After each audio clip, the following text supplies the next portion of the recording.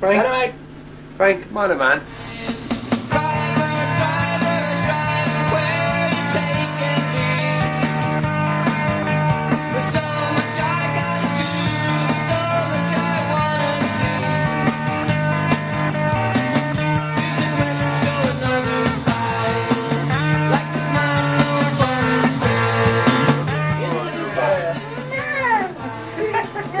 Can I Be Frank is all about capturing real, authentic, unedited conversation.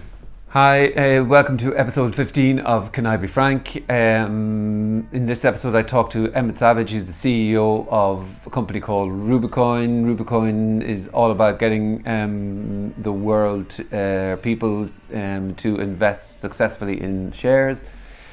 Sounds like it's a pitch for, I'm pitching something I'm not. I just find it really, really interesting. Emmet has a really, really good methodology for buying shares and makes it accessible for really anybody, demystifies it. So if you were at all interested in, if you were ever interested in the idea of owning shares in a company, then I think you might find this interesting. Reason I'm talking here at the start is because I lost the first 20 minutes of the footage, and but still an hour or 50 minutes of footage left. There's a few editing problems and technical things, but anyway, the end result is a good piece, and it's all about buying shares, and I think that you may find it interesting. All right, thank you.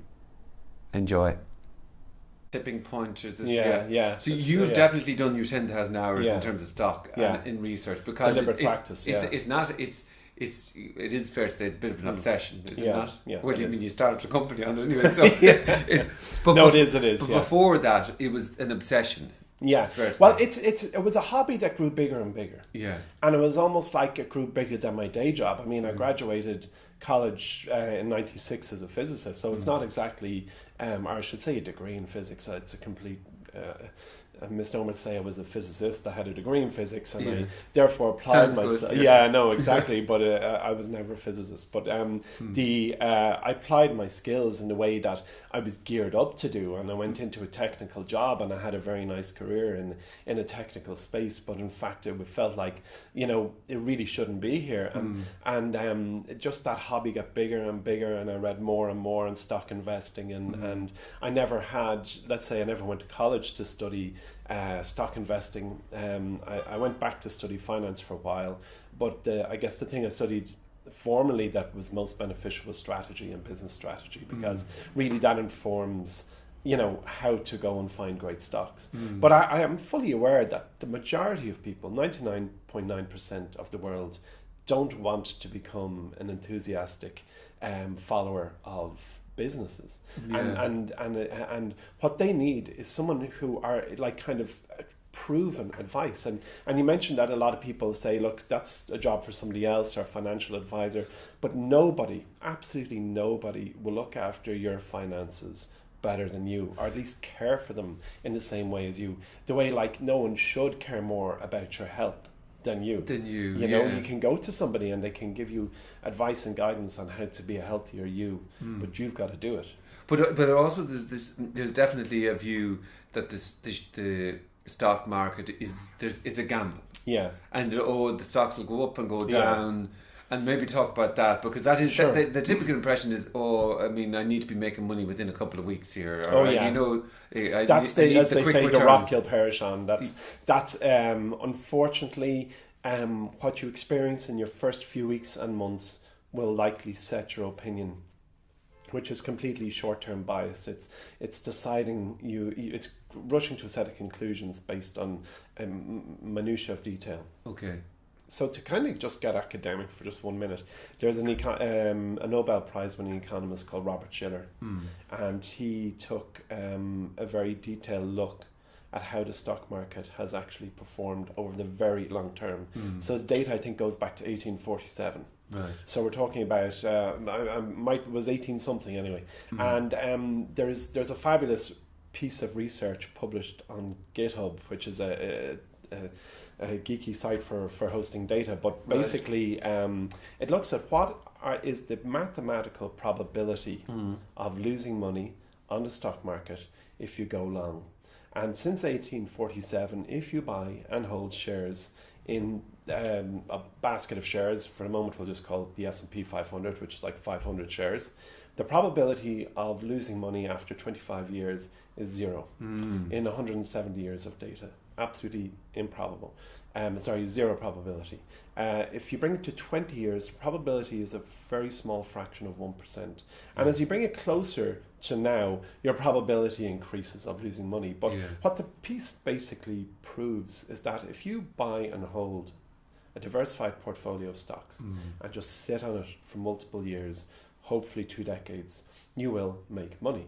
And I know that's a very long time, but you know what? For a 20-year-old, for you and me, to say to a 20-year-old, buy shares and hold it to your 40, you know, it sounds like a pretty reasonable pitch. Yeah. You know, it's like you'd be 40 in no time at all. Well, but even if you're like 43, 42 or whatever, starting and having something for 20 years, you still have a good chance of making it. Well, you actually mathematically have an almost certain chance.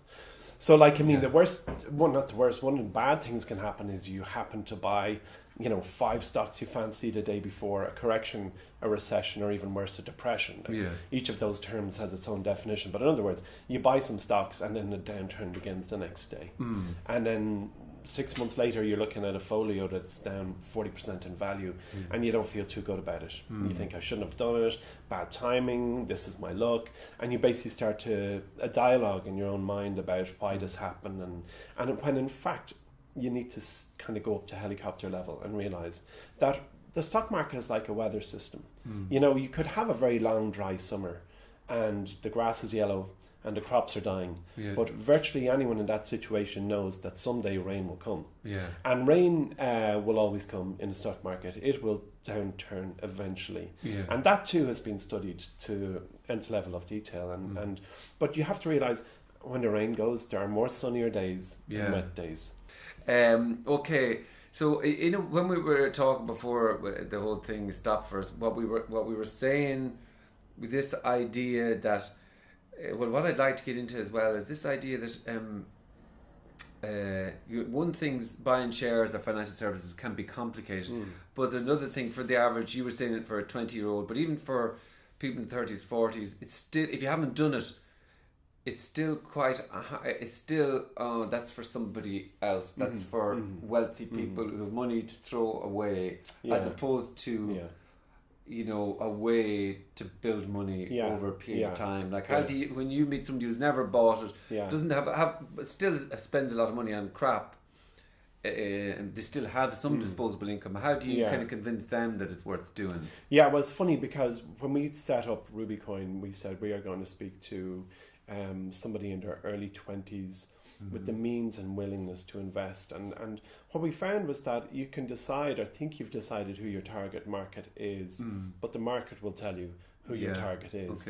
And it we have it on data now, it's very difficult to get someone before the age of 28 truly interested.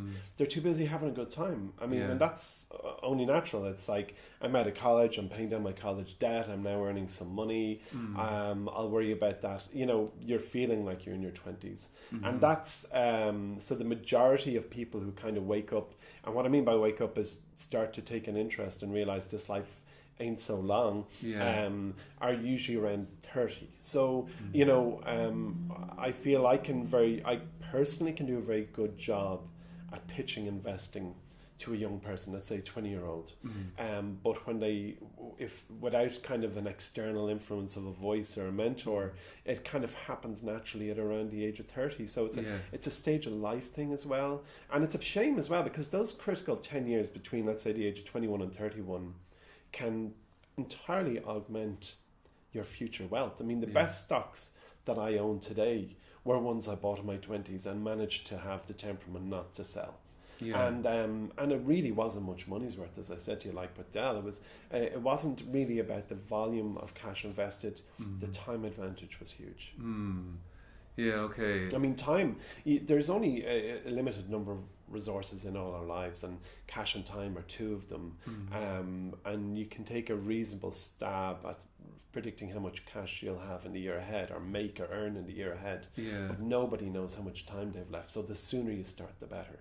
And sorry, I'm going on with my answer here, but one of the things that you can overcome for a new investor is getting to buy something they believe in. So whether that's Tesla or whether that's Lululemon or whether that's one of the giant brands that we have in our showroom in Invest by Rubycoin, it's a good start because at least then you connect with. So, what you're kind of saying as well is it's you what you've always said is because it's a patience game. It's kind of like it's not unlike a partner in life or. Or the dog, for Christmas, get one that's going to suit you and one that you like or you aspire to or that you kind of just feel good about owning. Absolutely. Shares and absolutely. Okay. And the thing is, it's not a distinct activity. Investing begins with buying your first stock. And you'll get daily, hourly, or indeed by the minute feedback on how you're doing. So, there's a part of your brain, and this is hardwired into all our brains, that needs a flutter. Yeah. And it's been comprehensively studied and documented. There's a great book called Your Money in Your Brain, which describes this need for us to feel that there's a very close end to something we've put our money down on. Yeah, okay. So, like the bookies is obviously playing to that part of your brain where you walk in, you slam down $20 or euro, and at a certain time in the future, generally when the horse race ends, you'll know if you won or lost. And that actually appeals to a part of the brain that long-term investing doesn't really work for. So what you really have to try and do is integrate the two approaches of investing a little often and adding to new positions and making new choices. So it's kind of got this evolution. So a portfolio is like really is like starting with a field and knowing that by the time you're finished there's going to be a mansion on it, and slowly you're going to build this house of your dreams, and you're going to start with the foundations, which might be something like a giant brand like maybe Disney or Amazon or Facebook or Netflix, and then you're going to start to layer more things on top of that folio. So you can actually, if you like, gamify the pursuit, that you've got that kind of that part of your brain that needs a flutter, plus the foundations, safety. Okay, very good.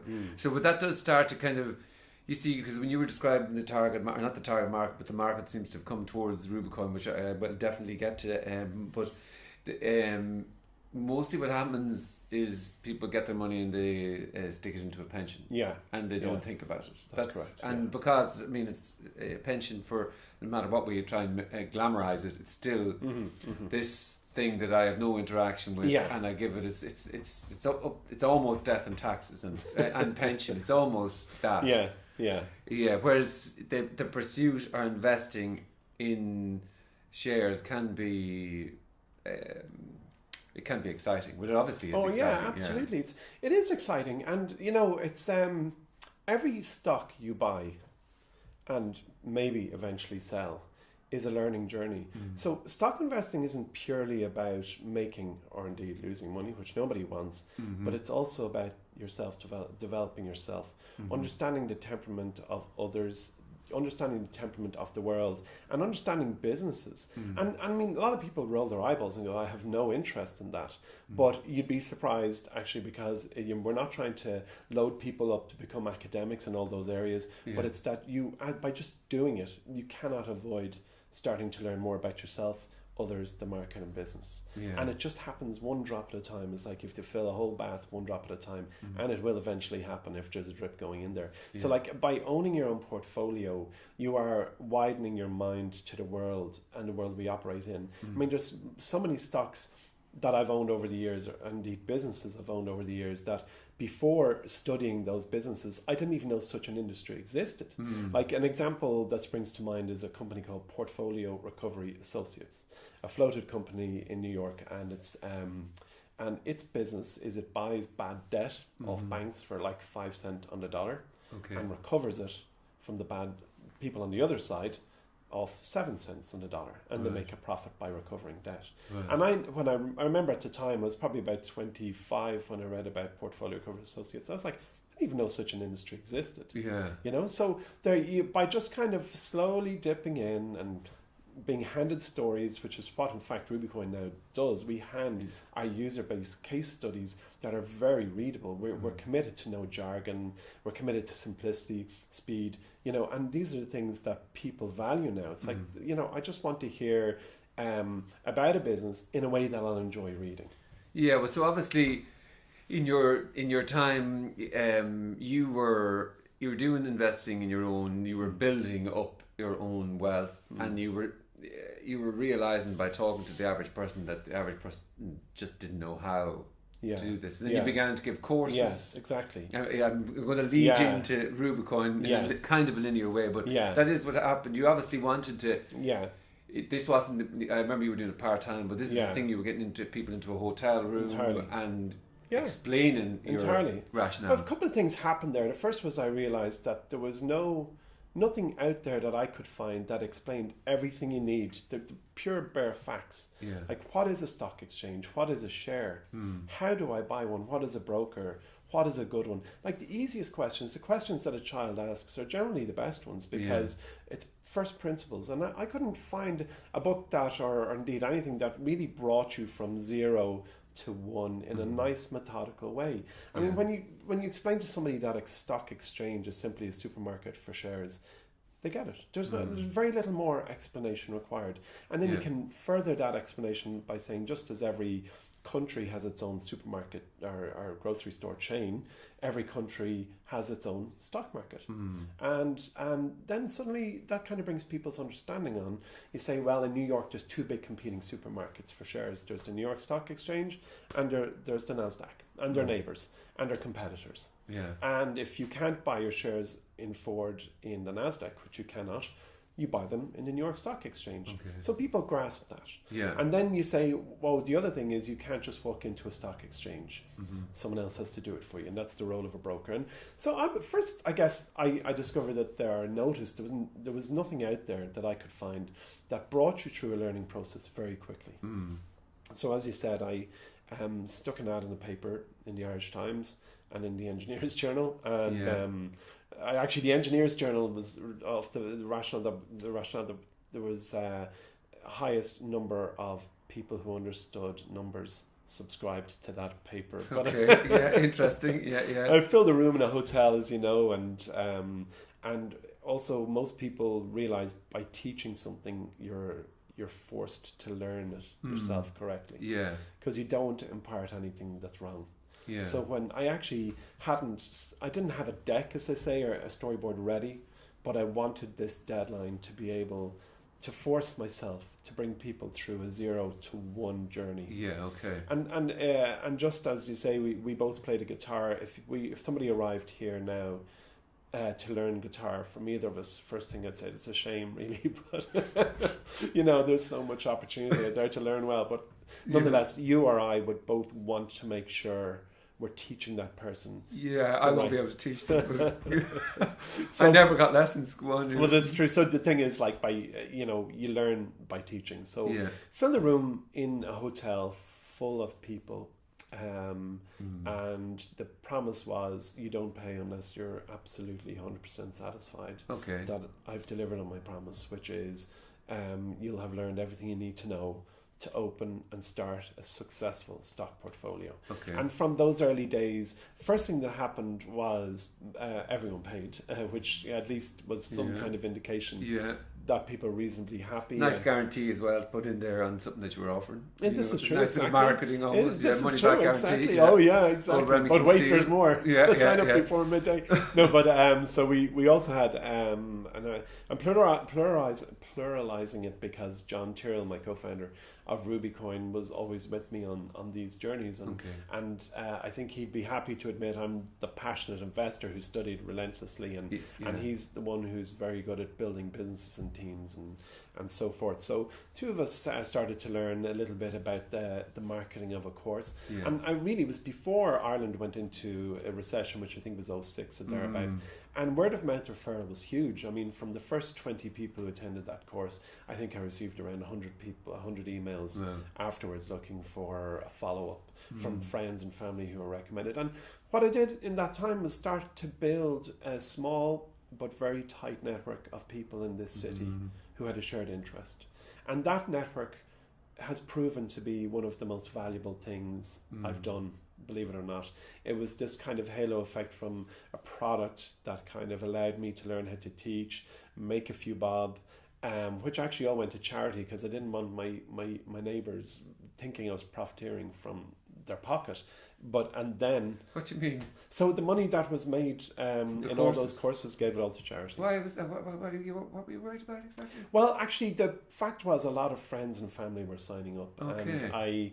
And I really wasn't there specifically to profiteer. Okay, so it was a kind of a two-way sort of thing. It was, yeah. And okay. in fact, afterwards, I'd send around the donation receipt, and so people kind of felt better about it. I felt good about it. And, okay. There was a kind of virtuous cycle there. I mean, I wasn't doing it for the money. I was doing it to learn how to teach, to express, my passion on stock investing, to build a network, and that's really what was fulfilled. Okay, that's very cool. But obviously, you had a very secure job in a big corporation, but your passion was still there, working in the background, which was, communicating about shares, buying shares continuously. I'm tempted to take a sidetrack because probably around that time.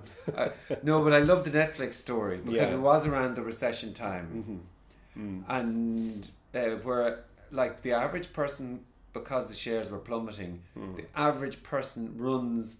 I would have run for the hills in anything like that. And even advising my mother back at the time, I remember saying, get all your money into cash, get everything, be really careful, run for the hills, save. Yeah. You didn't do that. Yeah.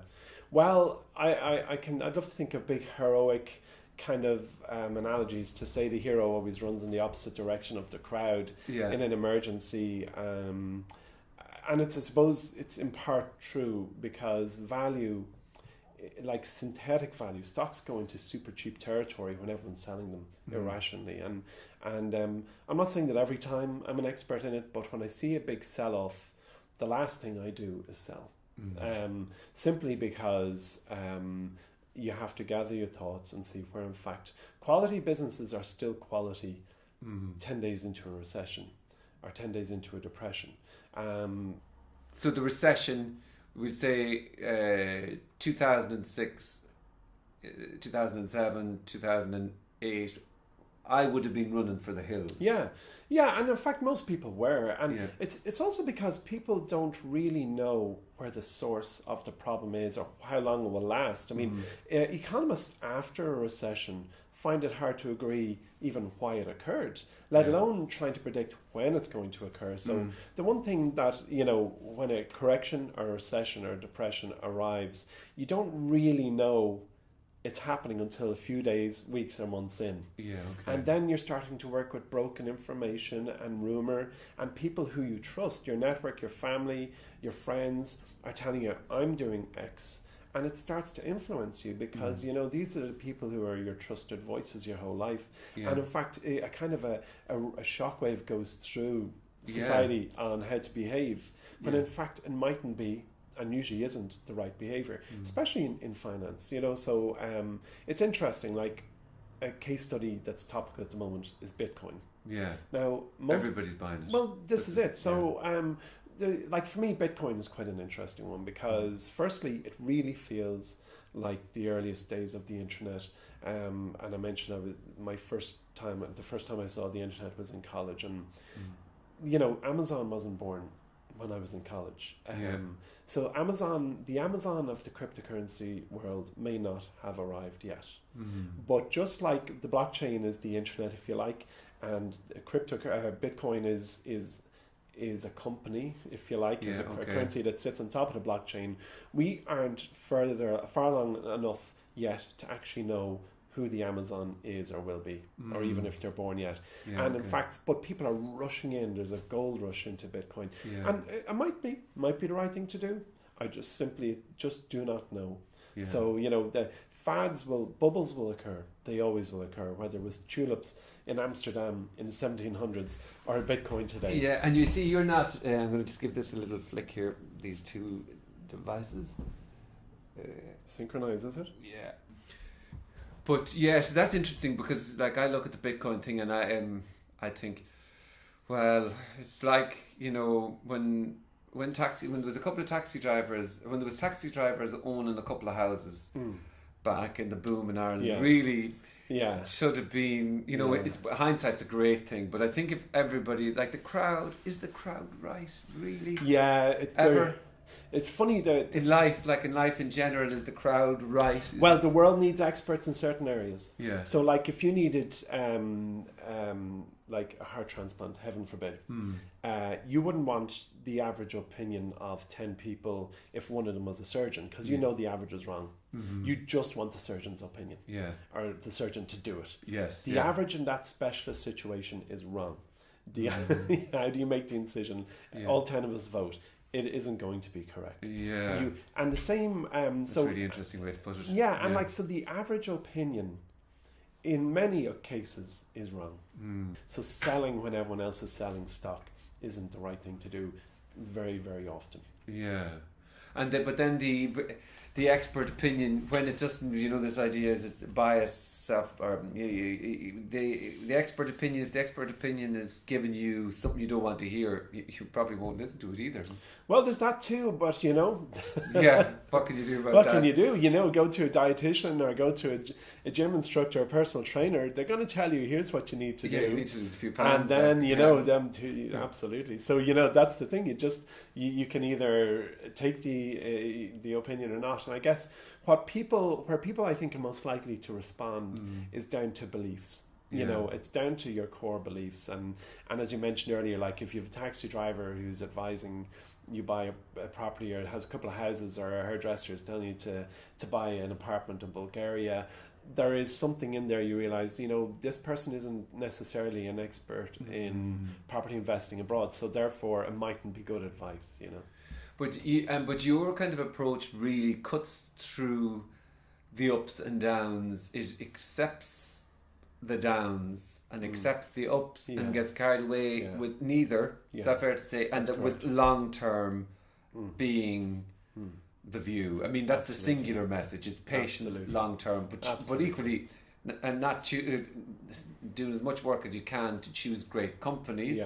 And that's where I suppose Rubicon has come to life. It sounds like a pitch for Rubicon, but in a way that's where it has come to life, because people don't want to spend the time looking for stocks and shares, and you recognise that, and then obviously way back when you hatched the plan. Is that fair to say? Absolutely. I mean, we're doing the heavy lifting, and every stock in Rubicon's showroom is researched for 40 hours before it goes in, and then continuously watched thereafter. So all we say to people is, open the app, find a brand you believe in, and buy a little bit of money's worth, because if you believe in it, we believe in it too, and we're watching it. So we're doing that heavy lifting, and it is entirely that, and it's purely down to belief. Like, so if you have a belief in a business in there, will Disney still be producing quality entertainment for the rest of my life, and do I want to own a little bit of that?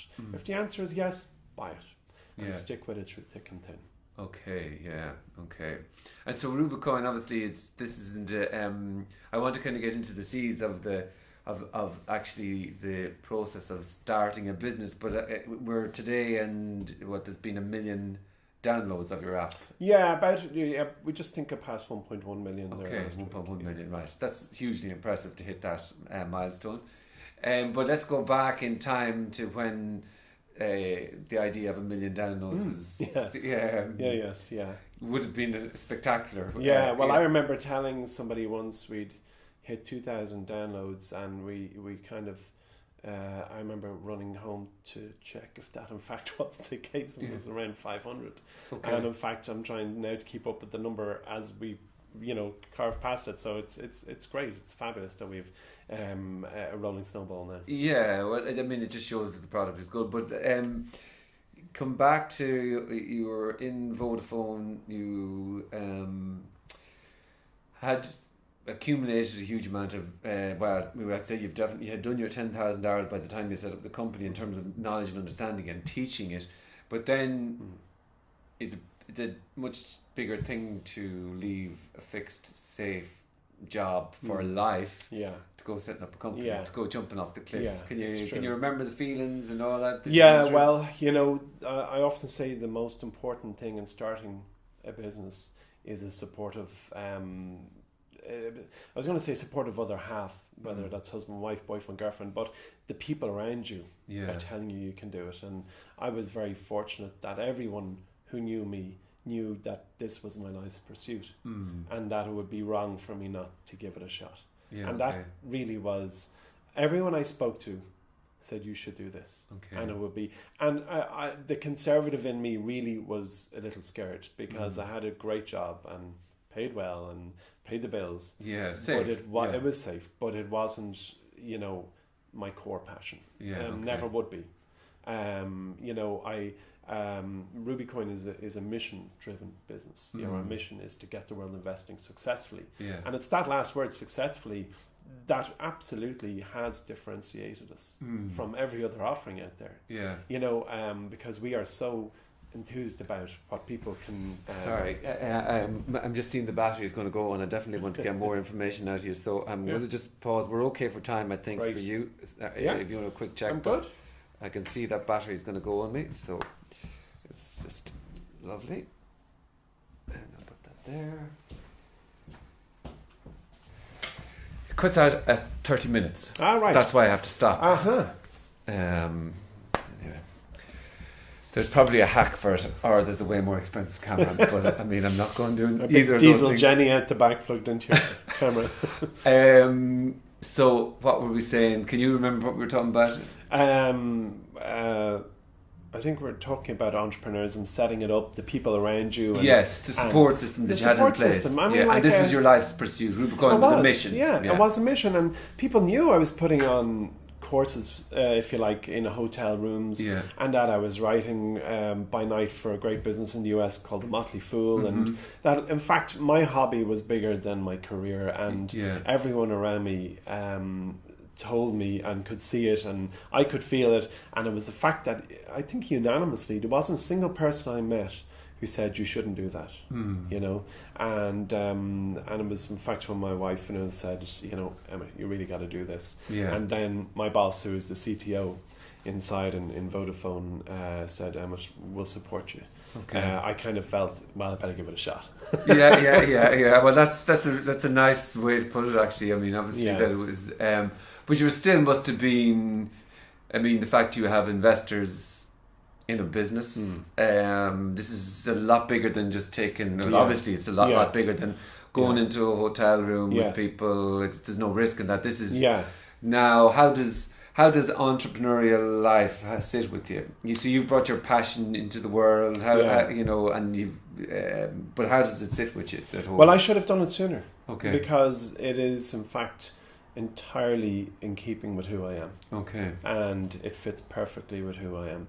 And it almost feels that everything I did until I started this was, just paying the bills, which is great. It's important to pay the bills, and I'm very lucky to have a passion. Some people don't have a passion to the point where they can figure out how to make a business from it. But I'm fortunate enough to have a passion that can basically do something very good and very positive for all stakeholders, whether it's the shareholders in Rubycoin or the customers of Rubycoin, or indeed the whole community in which we operate. And that's great to have that. So I was supported by the right people. I had a big ambition, and I had I guess the systems around me in Dublin City to get going. But you must have come up against, despite all that support network, you still must have had to deal with your own personal doubts, fears, worries, whatever. How did you? Was it just your support network was so good? No. There were sleepless nights. Oh yeah, for sure. I mean, there were. I mean, when you're our business at the moment, so Rubycoin is unprofitable at the moment. I mean, we're spending more than we're making. We're making money, but we're spending it, and that's the way of digital businesses, whether it's the giants of the world like Twitter and Facebook, or whether it's any type of digital business has to kind of, and that to have, if you go into a traditional business like open a coffee shop, you'll know at the end of the week you'll have X amount in the till, and Y has to come out of it, and X has to be better than Y, and it's a very simple formula. I mean, the same formula applies to us, but we need a runway to get the plane up to 40,000 feet. We've 1.1 million downloads, as you said. We've 150,000 and deeply engaged users of our product. People are opening it every day, and then the funnel continues down to those who are subscribed to our service. Yeah. Exactly. And it really, what keeps me, or what woke me several times in the past, was the capitalization, keeping the business going, keeping money in the bank to get there. And they're very real moments. And I remember a couple of years ago, about 2 summers ago, I woke at 4 a.m, which seems to be the time at which one wakes when they have these type of things on their mind. Yeah. I knew that the business basically needed to do another raise, and I got up and I put on my tracksuit, decided to go walk down the pier, down the road. And as I was walking down the pier, the sun was coming up, because we enjoy early sunrises here, and I saw this vision of a man jogging towards me. And I said, God, he had a bandana on and a kind of a yellow t-shirt, like luminescent t-shirt, and running back down off the pier. And as he ran past me, I said, good morning. And he said, good morning. And I realised it was Bobby Kerr from News Talk, amongst other TV shows, and entrepreneur Bobby Kerr, and a very nice man, I might add. Then a few weeks later, the clouds parted. An investor came forward, invested in Rubycoin. We were saved, and I got a call from Bobby Kerr's team saying, do you want to come in for an interview in the radio? So I went in, and I was sitting in the lobby of the radio station, and he came along and he said, I know you. And I said, yeah. I said, you might remember me from the early morning walks on Dunleary Pier. And he said, oh, he goes, were you bankrupt? And I said, well, nearly. And he said, I knew by your face. Oh, really? And I said, prick! I mean, you could have been going to jump up now, I know that, but I mean, he could have said, oh, how are you doing? Like, is everything okay? Oh, no, he probably knew by the look I was a content bankrupt. So I said, yeah. He said, oh, I knew that. You wouldn't be out walking at 4 a.m. unless there's an entrepreneur. Yeah. And then he said, look, on the Insomnia coffee shop wasn't just called Insomnia because for no reason at all. Geez. So it was funny just to kind of, so there, you wake in the night. I've certainly, one wakes a night. I've woke in the night. But I have to say, on balance, it's so fulfilling. Like, I love it. Those type of moments of truth are very real. Yeah, okay. You don't wake in the middle of the night. Well, one shouldn't anyway, if they're working for $100 or $200 billion business. Sure, people do, and pressures are pushed on to individuals in giant businesses, but it's a different type of thing. You'll still get paid at the end of the month, and your colleagues will still get paid at the end of the month. Yeah, like, exactly. You don't have that stress or worry. Well, let's say we've around 10 minutes left. I kind of want to get to but what would you say to somebody who goes, right, I've never bought a share, but I like the idea of buying shares. I just don't know what way to go about it. Entirely. Yeah. Well, obviously I'm going to say we've developed... I think that's totally reasonable. It'd be wrong to say. I genuinely don't know any other business in the world that's developed the resources we've developed. Basically 2 apps. Yeah. One is called Learn. There's no registration, there's no cost, there's no ads. It's a beautiful, clean product to learn how to invest in shares. And it is, in fact, the application of those very early slides, if you like, that I pitched in 12 years ago. Very good. It's evergreen content.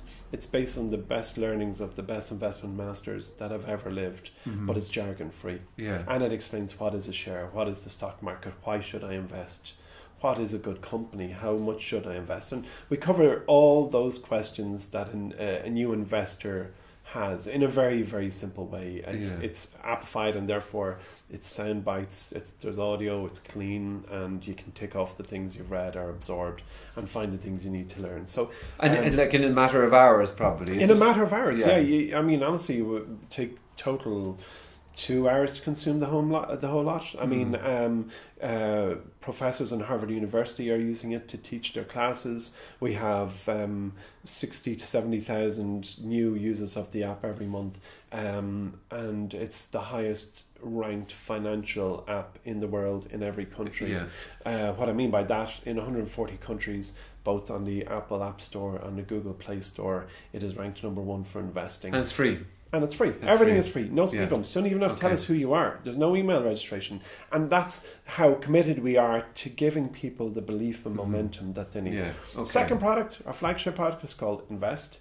And it takes all the principles of everything I've personally learned and all the principles of the greatest investing masters in the world and brought it to a single point, which is to present our users with what we call our showroom of the 100 or thereabouts 90 stocks we believe are most investable. And there's like around, between, the number varies, but in the US there's something like 7,000 listed stocks. And that's too many for the average Joe or Jane on the street to try and assimilate. Yeah. It's like walking into a restaurant and being handed a menu that's like a phone book. Impossible. Nobody wants that. You want to be told the 12 things that are good when you go into a restaurant. Similarly, in our app, we say these are the 90 stocks we've comprehensively researched and believe are the great place for you to invest your money. Yeah. The majority of which I own shares in. So I eat my own cooking, I might add. But the thing is, you don't need, for that person on the 50 to 100k salary, they don't need to feel I need $1,000 or $2,000 or $10,000 to start. Not at all. You just get started. That's the important thing. Like the first day at the gym or the first album you bought. It's that kind of getting the momentum into this part of your life. So start with $50 if that's what feels right to you. And most people, irrespective of their salary, should be able to borrow away $50, $100 or more for their future. And once there's an incredible relationship that occurs once you've gone from 0 to 1. So you've gone through a journey and you've bought your $50 worth of Nike because you love their gear, or in Under Armour because you love their gear, or whatever. And now I am a stock investor. Yes. It's no longer this kind of thing. You are actually, this state of being occurs as it does in so many other chapters of one's life. When you've eventually opened a brokerage account, which through our product do through the entirely through our Invest app, it's digital, it's all in-app, it's clean, it's very well regulated. I mean, we have the highest quality investment product in the world, bar nothing. And you can start with $50 and buy $50 worth of something you believe in. And in your own mind, you're there. You are now a stock investor. Right. Now, whether you've begun with $50 or 1,000 or 50,000, doesn't matter. You're no different to that other guy who might have started with $1 million. You both bought shares. And this idea of then buying something, I remember you saying like you spend the majority, 90% of your time doing the research on that, which actually Rubicon does. But then when you do that and you spend the 50 quid or whatever, $50, you tend to let it off then, don't you? Forget about it for a while. Yeah. Oh, absolutely. Because, this is the patience. The stock market is, mathematically, it's a chaotic system. And what that means is that if you take a leaf that falls from a tree, most mathematicians can predict with the level of accuracy where that leaf will be a half a second after it's released from the branch. Yeah. They say it will be somewhere in that disc. And then they say after 5 seconds it will be somewhere in this cone. And then after 10 seconds it will be somewhere in this cone. As for where it will be in 20 minutes, they basically have to shine a giant light down. It gets less and less predictable. The stock market is actually the inverse, which is this: as soon as you buy, there's absolutely no idea if it will be up or down in the next minute. But the longer you wait, the more predictable the results are, unlike the leaf that's fallen from the tree. Okay, it's the opposite effect. So you're actually now saying the longer you wait, the more certain you are of great returns. So what we do as a business is we make sure that people get going, diversify, which is like we ideally would like people to own around 12 stocks in total. And it's a marathon, it's not a sprint, so you kind of it's not that you buy 12 on day one, it's just keep coming back, finding that next business you believe in, maybe add some more money to one of the ones you bought already, and we help people on that journey. Okay, yeah, very good. Okay, it'd be rude of me not to ask, given you do this on your tweets and things like that, give me, I know you're going to say go to the app, and that's a given, right? But right now, if I was to start, well, first of all, what's your favourite stock that you own? Okay, the favourite stock I own? That you own personally, and that you're not going to get rid of for the next... Well, I'm probably not going to sell Netflix ever, and I'm going to tell you why. Because capital gains tax in Ireland is broken. And we actually never touched on the point that I was going to say back in 2006, the one thing that you did when everybody else was running for the hills, you sold a car? Did you sell a car? Yeah, I did. And to buy shares in Netflix because even though they were going down, you believed in them that much. Yeah, and in fact, the story there really was that Netflix was a tiny company, definitely unheard of outside of the US, and most people in the US, it was a new brand, and their business model was posting DVDs to your home, and you returned them in a red envelope, and you could, as much as you wanted, rotate these DVDs. It was. I suppose they're often described as the guys who broke or shut down Blockbuster. Yeah, I only saw a little video on that by this guy. Anyway, go on. Yeah, it was the anti-bricks and mortar movement, and I thought the business model they'd hit upon was ingenious. Yeah. And basically, at a hunch level, I've thought it's impossible for this business to fail. Okay. How could... And there was at that because time, of the convenience factor. The convenience factor, and they solved the problem. Everyone, and the problem that you would have experienced, Frank, and I would have experienced was late fees on a DVD. Back tax revision was just wrong. You felt it was immoral. You know what I mean? You were wasting money when you were doing that. This is true. Netflix went out to disrupt that industry and did a very good job at it. And in fact, I suppose without diving too deep into it, I had learned from looking at Dell back in 1990, or studying it, the attributes I had in 1990, could see all those attributes were present in Netflix today. And rather than Dell went up around 1,600 fold in the 10 years from 1990 to 1999. Yeah, wow. So a $2,000 investment into Dell shares on the 1st of January 1990 would have turned to $3.2 million by the last day of 1999. Yeah. And 10 years is a long time. Yeah. You'd want to have some foresight in 1990 to buy $2,000 worth of Dell, because home computers really didn't even start to happen until around 95. So with Netflix, I had the advantage of having studied Dell in those early days and saw the attributes that Dell had in those early days now in this company that we're out to change the way we consume media. Yeah, and so what did you buy them at? Well, the dollar cost average, when you average all my positions, about $1 a share. I can tell you the stock I invested most in, new cash into in the year that was 2017, is a Californian business called Viva Systems. Okay, yeah. And Viva Systems, spelled VEEVA, was founded by guys who worked in Salesforce. And what they do is they allow the giant drug companies, Pfizer and friends, to store all their clinical data on a platform that Viva has built, which has taken away huge pain for these businesses, evident by the fact that they've 100% customer retention rate and over 500 customers now on their cloud-based drug storage system. Right. And why that's very interesting is they have built a product so sticky that not one customer has moved to a competing product. So passionate founding CEO, coupled with a product that customers love, or at least are not moving from, coupled with the fact that economic headwinds, as they say, if the market suffers a downturn, that doesn't mean that it's a discretionary spend item. Pfizer will still need to store their data in the fastidious ways required by the Food and Drugs FDA in order to keep their business good. So Viva is a very interesting business, and its rate of growth is great. And now they're starting to use this very same platform for adjacent businesses, non-drug related businesses, to store their data. So, for example, food manufacturing. So Viva is the stock that I have actually invested most new cash into in the year. And you're going to keep that for 10 years? Oh, at least. And then there's another I'm very enthused about, which is a riskier one called Trupanion. Trupanion is pet insurance. Yeah. And in America at the moment, there's around 150 million domestic cats and dogs.